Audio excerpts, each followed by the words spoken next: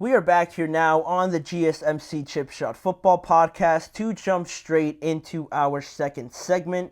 A continuation of yesterday, obviously, when the news broke about Brandon Aiyuk getting his new deal and everything like that. We're going to talk some more about it, but just looking a little bit further than just the plain facts of the contract. I will remind you guys of what he got, though.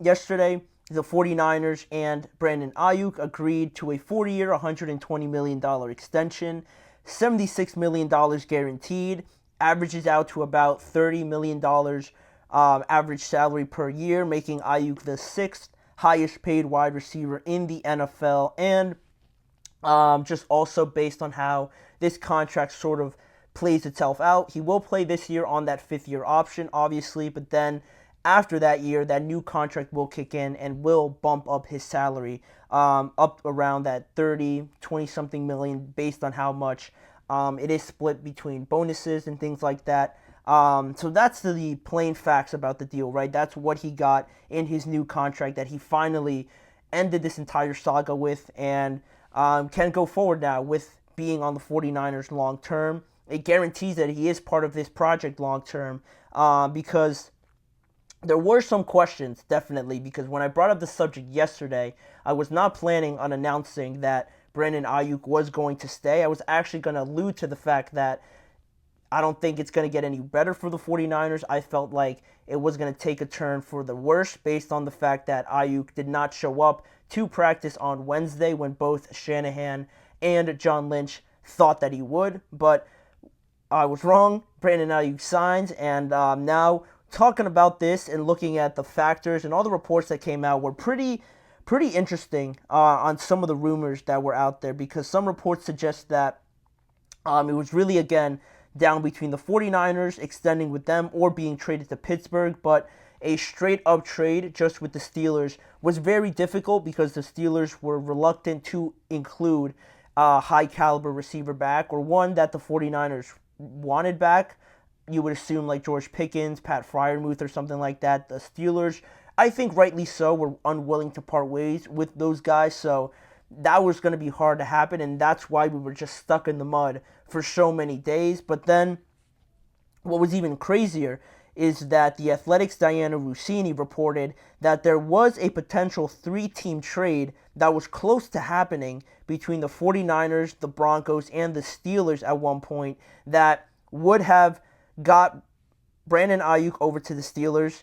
It included the Denver Broncos, like I said. It would have sent Cortland Sutton to the 49ers, and the Denver Broncos would have gotten a couple of picks, including a third-round pick from the San Francisco 49ers. But obviously, Denver said no to that. I probably would have too, because you're giving up your best receiver for about a third-round pick.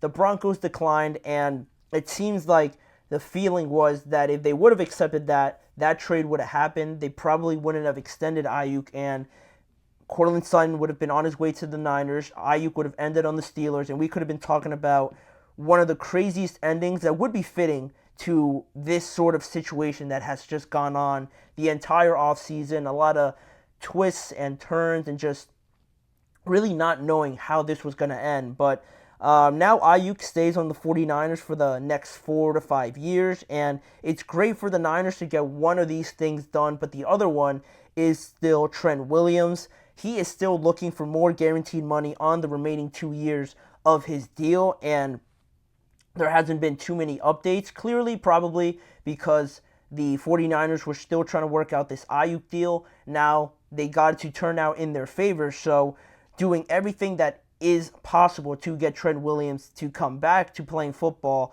I think has to be one of the most important things that any team, I guess, has to deal with now heading into the regular season. And Trent Williams, his age says one thing, but he is definitely not playing like a 36-year-old tackle. He is still considered one of the best tackles, if not the best tackle, but also one of the best players overall on this Niners team. And everybody says it. Anybody that gets a chance to comment on Trent Williams will say that it's night and day when he is in there and when he's not. So playing him, having him play week one is going to be absolutely pivotal. And how do they do some salary cap gymnastics here to get the guaranteed money over to Trent Williams, but also the big question looming over the 49ers now is not anything this year, but next year when Brock Purdy will become eligible to get a contract extension.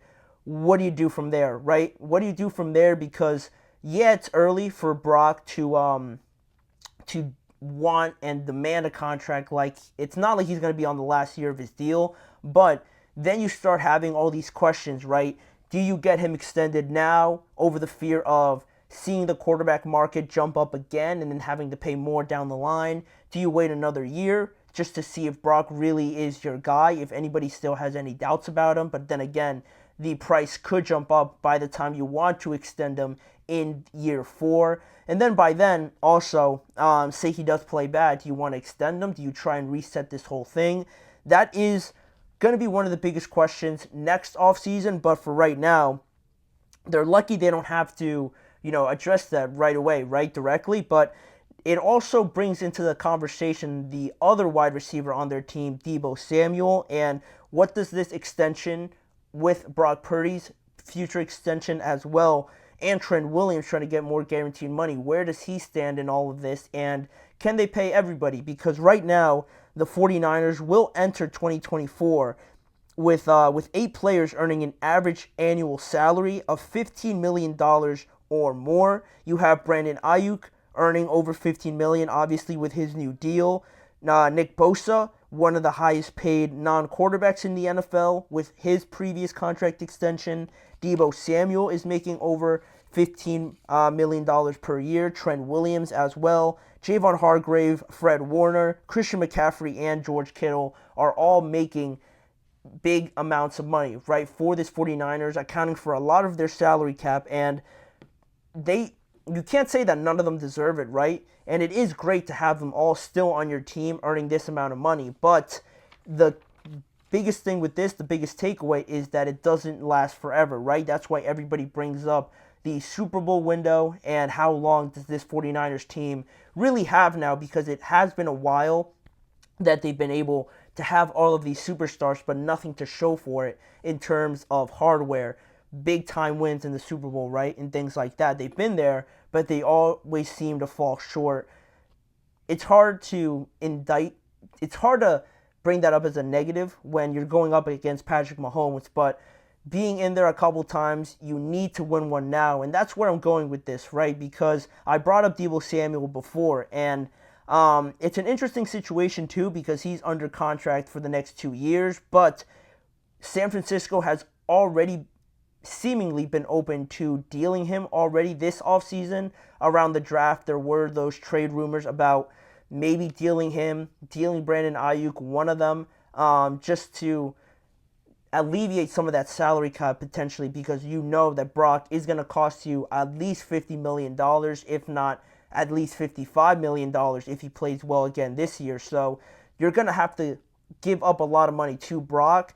And Deebo, you enter a situation now where you're not going to be open about being happy about maybe dealing Deebo Samuel, but with how much you're going to have to give to Brock Purdy, you look at 2025 as one of their best opportunities to deal Deebo Samuel if they feel like that's the best option, because if they trade Deebo Samuel after this year in 2025, they'll be able to save $9 million in cap space to at least help out a little bit with that contract that they're going to have to take up with Brock Purdy. And with that being the case, then there's so much pressure just added onto this year for the 49ers, because it could honestly be the last year when all of these stars are on the same team. It could be their last time all playing an entire season, trying to make another Super Bowl run, all of them as 49ers players, right? I just mentioned all the 8 names that are making a ton of money. And now,